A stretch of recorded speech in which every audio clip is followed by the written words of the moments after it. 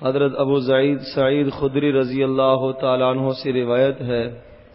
کہ ایک مرتبہ رسول اکرم صلی اللہ علیہ وسلم مسجد میں تشریف لائے اور آپ علیہ الصلاۃ والسلام نے دیکھا کہ لوگ آپس میں ہنسی مذاق کر رہے تھے اور لوگ آپس میں ہنس رہے تھے، تو نبی پاک صلی اللہ علیہ وسلم نے یہ ارشاد فرمایا، اگر تم لذات کو توڑنے والی چیز کو یاد کرتے رہو تو یہ حال جو میں دیکھ رہا ہوں یہ حال تمہارا نہ ہو۔ پھر ارشاد فرمایا، موت کو کثرت سے یاد کیا کرو، یہ انسان کی لذتوں کو توڑ دینے والی چیز ہے۔ ایک آدمی کے سامنے اچھا اور مرغن قسم کا کھانا رکھا ہوا ہو اور قسمہ قسم کے کھانے اور اقسام اور انواع کے کھانے ہوں، اور اس کے اوپر یا اس کی کن پٹی پر کسی آدمی نے بندوق بھی رکھی ہوئی ہو اور اس سے یہ کہا جا رہا ہے بس یہ تو کھانا کھائے گا اور اس کے بعد تیری موت آ جائے گی اور تجھے میں ختم کر دوں گا، تو آپ جانیے یقیناً کہ اس آدمی کو وہ کھانا کیسے اچھا لگے گا، اسے کھانے میں کیسے لطف آئے گا، اسے اس کھانے میں کیسے مزہ آئے گا۔ اس کا سارا ہی مزہ چھن چکا ہے، اسے کھانے کی نہ تو خوشبو محسوس ہو رہی ہے نہ اسے لذت محسوس ہو رہی ہے، اس لیے کہ چند گھڑیوں کے بعد جو اس کے ساتھ ہونے والا ہے وہ بہت برا حشر ہونے والا ہے۔ یہی مثال یہاں پر بھی سمجھ لیجئے، جس انسان کے ذہن میں ہو کہ مجھے مرنا ہے اور مجھے قبر کی تنہائی کوٹھڑی میں جانا ہے اور میں اکیلے وہاں جاؤں گا، تو اس کے سامنے یہ ساری کی ساری لذتیں ہیج ہو جایا کرتی ہیں۔ کھانے پینے میں بھی اس کا دھیان آخرت کی طرف رہے گا، اور اگر دوست احباب میں بیٹھا ہے جب بھی اس کا خیال اور دھیان آخرت کی طرف رہے گا۔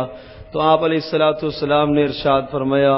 لذتوں کو توڑ دینے والی چیز موت کو کثرت سے یاد کیا کرو۔ اگلی بات سنیے، پھر آپ نے ارشاد فرمایا، فَإِنَّهُ لَمْ يَأْتِ عَلَى الْقَبْرِ يَوْمٌ إِلَّا تَكَلَّمَ، روزانہ قبر سے یہ آواز آتی ہے، یہ پکارتی ہے، انا بیت الغربہ، میں تنہائی کا گھر ہوں، میں اجنبیت کا گھر ہوں، یہاں کوئی بھی نہیں ہے، اکیلا ہی اکیلا تو آئے گا۔ انا بیت الوحدہ، میں اکیلا گھر ہوں، تنہائی کا گھر ہوں۔ انا بیت التراب، میں مٹی کا گھر ہوں۔ انا بیت الدود، میں کیڑوں کا گھر ہوں، مٹی کا گھر ہوں۔ مخمل پر سونے والے، قسمہ قسم کے بستروں پر اور نرم اور گداز بستروں پر سونے والے اس انسان کو سمجھنا چاہیے کہ ایک دن میرا بچھونا اور میرا اوڑھنا مٹی ہی مٹی ہوگا، نیچے بھی مٹی بچھی ہوئی اور اوپر بھی مٹی ہی کی تہ اور مٹی ہی کی چھت ڈلی ہوئی ہوگی، کوئی دنیا کی چیز میرے پاس نہیں ہوگی۔ اور یہ بات تو آپ جانتے ہیں بقول کسی کے کہ ظالم ایسا کر دیتے ہیں کہ سر کے نیچے تکیہ بھی نہیں رکھتے، سیدھا ہی لٹا دیتے ہیں، اور جسم پر جو سفید کپڑا ہے اس کپڑے میں ایک جیب بھی نہیں چھوڑتے، کوئی بھی چیز انسان کے پاس نہیں ہے، اس دنیا سے خالی ہاتھ گیا ہے۔ ذوالقرنین اسکندر کے متعلق روایات میں آتا ہے کہ جب ان کا انتقال ہوا، وصیت کی کہ میرے دونوں ہاتھوں کو کفن سے باہر نکال دینا، خالی چھوڑ دینا۔ کسی نے کہا کیوں؟ کہا تاکہ میں لوگوں کو یہ سبق دے سکوں اور بتا سکوں کہ دیکھو پوری دنیا پر حکمرانی کرنے والا انسان جب اس دنیا سے جا رہا ہے تو خالی ہاتھ جا رہا ہے، کچھ بھی ساتھ نہیں لے کے جا رہا، سب کچھ یہاں رہ جاتا ہے۔ پھر نبی پاک صلی اللہ علیہ وسلم نے ارشاد فرمایا، جب نیک صالح انسان قبر میں دفن کر دیا جاتا ہے، مرحباً و اہلاً، تو قبر اسے یہ کہتی ہے، خوب تیرا آنا مبارک ہو، بہت اچھا ہوا تو آ گیا، اور جتنے بھی انسان میری پشت پر پیٹھ پر چلا کرتے تھے ان سب میں سے زیادہ تو مجھے محبوب اور عزیز تھا، اب آج تو دیکھے گا میرا تیرے ساتھ کتنا بہترین حسن سلوک ہوتا ہے۔ ارشاد فرمایا،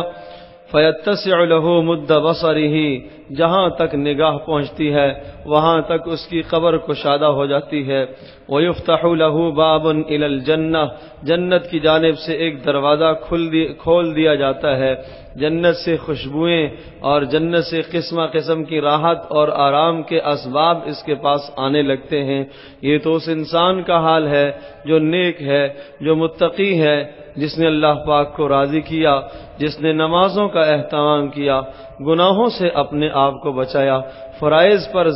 آمادہ ہوتا رہا، فرائض کا اہتمام کرتا رہا، گناہوں سے اپنے آپ کو بچاتا رہا۔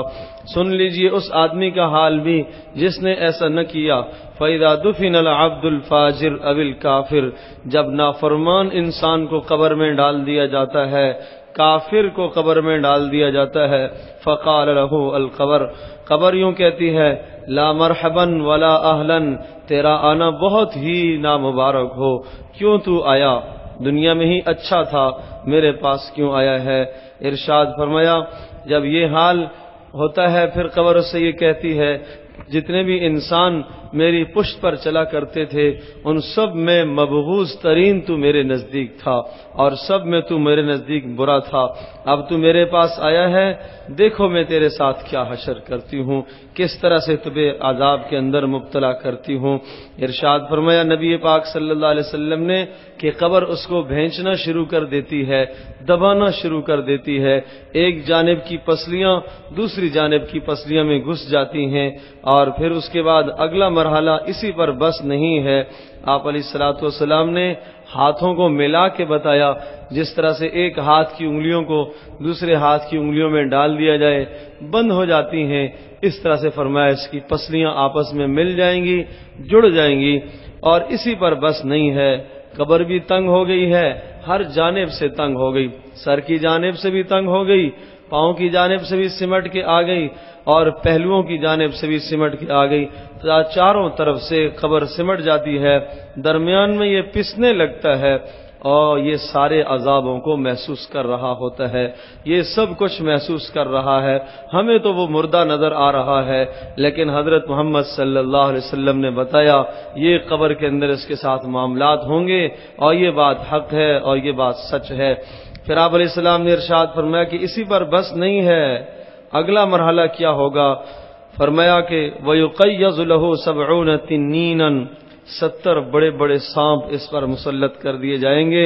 لو ان واحدا منها نفخ في الارض ما انبت شيئا ما بقيت الدنيا، ان سانپوں میں سے ایک بھی اگر دنیا میں آ جائے اور وہ دنیا میں آ کر صرف ایک بار پھونک مار دے، فرمایا جب تک دنیا قائم ہے اس وقت تک زمین میں کوئی سبزہ نہیں اگ سکتا، ایسی سخت اس کی زہر ہے، ایسا سخت اس کی زہر میں اثر ہے، پوری دنیا کے سبزے سب کے سب جلا کر وہ راکھ کر دے گا۔ وہ یہاں مشرق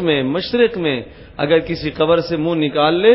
اور وہ ایک بار پھونک مار دے تو مغرب میں، شمال میں، جنوب میں، دنیا میں جہاں جس خطے میں سبزہ اگا ہوا ہے سارا کا سارا سبزہ جل جائے گا۔ یہ اللہ پاک نے اس کے اندر تاثیر رکھی ہے۔ جس مالک نے یہ بڑی بڑی چیزیں بنائی ہیں، اتنا بڑا آسمان بنایا، اتنی بڑی زمین بنائی اور چاند سورج ستاروں کو بنایا، انسانوں کو بنایا، انسان کو عقل اور دماغ دیا، وہ مالک اور وہ خالق وہ قادر ہے کہ ایک سانپ کے اندر ایسا سخت زہر بنا سکتا ہے، ایسا سخت زہر پیدا کر سکتا ہے۔ ارشاد فرمایا یہ اسے ڈھسنا شروع کر دے گا، اور فَيَنْهَشُهُ، ارشاد فرمایا یہ اسے ڈھسے گا، اسے اذیت دے گا، عذاب دے گا، حتی یقضی بہ الی الحساب، قیامت تک یہ لگا رہے گا، اس کو مارتا رہے گا۔ اور ایک روایت میں، یہ تو ابن ماجہ کی روایت ہے، ایک روایت میں نبی پاک صلی اللہ علیہ وسلم نے یوں بتایا کہ صبح کی اگر فجر کی نماز چھوڑے گا تو ظہر تک یہ اسے عذاب دیتا رہے گا، ظہر چھوڑے گا عصر تک عذاب دیتا رہے گا، عصر چھوڑے گا مغرب تک، اور مغرب چھوڑے گا تو عشاء تک، اور عشاء چھوڑے گا تو فجر تک عذاب دیتا رہے گا۔ اور جس کے ناخن حدیث میں بتایا گیا لمبے لمبے اس کے ناخن تانبے کے ناخن ہوں گے، اور آنکھوں کے اندر سے آگ، منہ کے اندر سے آگ نکل رہی ہوگی، اور وہ یوں خطاب کر کے اس مردے سے یہ کہے گا مجھے تیرے رب نے تیرے اوپر مسلط کیا ہے کہ میں تجھے نماز کے چھوڑنے پر عذاب دوں۔ تجھے نماز کے چھوڑنے پر میں تجھے عذاب دوں، اتنے بڑے فریضے سے تو نے اپنے آپ کو غافل رکھا، اپنے گھر والوں کو سب کو غافل رکھا۔ اس لیے میرے عزیز دوستوں اور بزرگوں، ضرورت اس بات کی ہے کہ وہ جو تنہائی کا گھر ہے، وہ جو وحشت کا گھر ہے، اس گھر کی ہم تیاری کریں۔ قبر کی پکار حضرت محمد صلی اللہ علیہ وسلم نے ہمیں بتائی ہے، اور پھر اس کے بعد یہ ساری باتیں کرنے کے بعد آپ نے اگلی بات ارشاد فرمائی، انما القبر روضۃ من ریاض الجنہ، سن لو قبر جنت کے باغوں میں سے ایک باغ ہے، او حفرۃ من حفر النار، یا جہنم کے گھڑوں میں سے ایک گھڑا ہے۔ یہ دو ہی صورتیں ہیں، یا تو جنت کا باغ ہے یا جہنم کا گڑھا ہے۔ عبد صالح نیک انسان ہو، فرما بردار اور مطیع ہو اللہ کا، اللہ کے رسول کا، نمازوں کا اہتمام کرنے والا، یہ قبر اس کے لیے جنت کا باغ بنے گی۔ اور اگر ایسا نہیں ہے، دوسری صورت ہے بڑی بڑی نمازوں کو ضائع کر دیتا ہے، گناہوں کے اندر زندگی گزار رہا، نافرمانیوں میں زندگی گزار رہا، تو پھر یہ قبر اس کے لیے جہنم کے گھڑوں میں سے گھڑا بنے گی۔ حضرت عثمان ذو النورین رضی اللہ تعالیٰ عنہ کا مشہور جملہ ہے، بس قبر کو دیکھ کے برداشت نہیں کر پایا کرتے تھے اور رونے لگ جایا کرتے تھے۔ حضرت عثمان وہ صحابی ہیں جن کو حضرت محمد صلی اللہ علیہ وسلم نے 22 مرتبہ اپنی زبان سے جنت کی خوشخبری سنائی ہے۔ 22 بار جس آدمی کو جنت کی بشارت ملے، اور وہ بھی میری اور آپ کی زبان سے نہیں، نبوت کی زبان سے، حضرت محمد صلی اللہ علیہ وسلم کی زبان سے اور نبوت کی زبان سے جو جملہ سرزد اور صادر ہوتا تھا، وہ نبوت کا اپنا جملہ نہیں ہوتا تھا، وہ اللہ کا بتایا ہوا جملہ ہوتا تھا۔ وہ جبریل لے کے آتے تھے، جبریل کا اپنا نہیں ہوتا تھا، جبریل اللہ پاک کی جانب سے لے کے آتے تھے، وہ بات آ کے حضرت محمد صلی اللہ علیہ وسلم کو بتایا کرتے تھے، اور پھر رسول اکرم صلی اللہ علیہ وسلم صحابہ کو وہ باتیں بتایا کرتے تھے۔ تو اس لیے میرے عزیز دوستوں اور بزرگوں، سونے سے پہلے تھوڑا سا موت کا مراقبہ کر لیا کریں، تھوڑا سا موت کو سوچ لیا کریں۔ سو گیا، یہ سبق کیوں دیا ہے؟ اللہم بسمک اموت واحیا، اے اللہ تیرے نام سے مر رہا، تیرے نام سے زندہ ہوتا ہوں۔ سو رہا ہے، یہ کون سی موت ہے؟ آدمی اطمینان سے سو رہا، ابھی سو جاؤں گا، صبح اٹھوں گا، یہ کروں گا، وہ کروں گا، لیکن یہ حدیث میں یہ بتایا گیا ہے، اسے یہ سمجھنا چاہیے اس انسان کو، یہ روزانہ جو اس کی نیند ہے یہ اس کی موت کی طرح ہے، اس میں موت کی مشق ہے۔ ایک دن آئے گا پھر نہیں اٹھے گا، ایسا سوئے گا کہ قیامت تک سوتا رہے گا، جگانے والے جگا کے تھک جائیں گے، نہیں اٹھ پائے گا۔ اس وقت سے پہلے اپنے آپ کو تیار کر لو۔ تو جب انسان لیٹے بستر پر، آدمی یہ دھیان رکھے بس میری روح نکل رہی ہے، میرا آخری وقت ہے، کمرے کے اندر لائٹیں بند ہو گئیں، تصور کرو، خیال کرو کہ بس یوں سمجھو کہ مجھے قبر میں رکھ دیا گیا ہے۔ اب جناب سوال جواب کے لیے منکر نکیر میرے پاس آ جائیں گے، اب مجھ سے پوچھیں گے من ربو کا، بتا تیرا رب کون ہے؟ اب پوچھیں گے بتا من نبیوں کا، تیرا نبی کون ہے؟ اب پوچھیں گے ما دینوں کا، بتا تیرا دین کیا ہے؟ اور اس موقع پر جو سوالات کے جوابات، 3 جواب جس نے دے دیے، وہ محشر میں بھی کامیاب، وہ آخرت میں بھی کامیاب۔ لیکن یہ 3 سوال ایسے سخت ہوں گے، اگر ان 3 سوالوں میں ناکام ہو گیا پھر آخرت کی بھی بربادی ہے، جنت بھی حاصل نہیں ہو پائے گی، پھر جہنم، پھر وہ قبر اس کے لیے فوراً حدیث پاک میں آتا ہے کہ جہنم کا گڑھا بن جائے گا۔ اور آپ علیہ الصلوۃ والسلام نے ایک اور بات بھی سمجھائی اور بتائی، ارشاد فرمایا جب نیک ہوتا ہے فوراً اللہ پاک فرشتوں کو کہتے ہیں لے آؤ جنت سے بستر اس کے لیے لا کے بچھا دو، اس کو آرام کرنے دو۔ اور جب بد ہوتا ہے، برا ہوتا ہے، اللہ پاک فرشتوں کو حکم دیتے ہیں